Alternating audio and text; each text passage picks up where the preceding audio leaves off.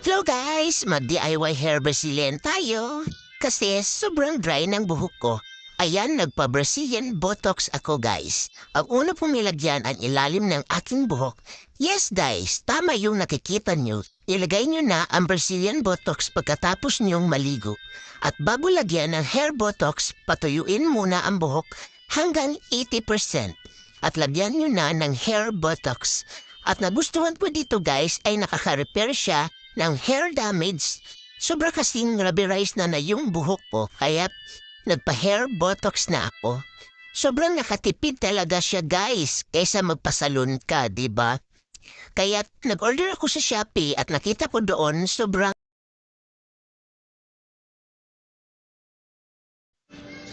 mura niya pala guys.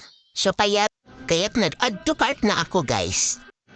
Iyan guys, malapit na akong matapos dyan pero sobrang tiis ganda talaga guys. Sobrang um, ang baho talaga ng amoy ng hair botox Brazilian at masakit sa mata.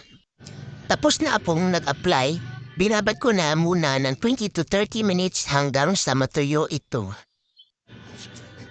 Pagkatapos ko nang patuyuin ang buhok ko guys ng 20 to 30 minutes, ayan guys, nag-ready na ako ng plancha para sa aking buhok.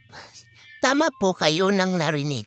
Kailangan po siyang plantsahin yung ginagawa sa salon para yung 80% dumikit yung chemical sa buhok. Kahit na naka-color or rebonded ka, para perfect itong gamitin para na ma-maintain yung smooth at straight ang iyong buhok guys. Ayan guys, malapit na ako matapos at tingnan nyo ang resulta guys. Hmm. So, tingnan nyo, 'di ba? Malambot na ito guys. So, thanks for watching guys.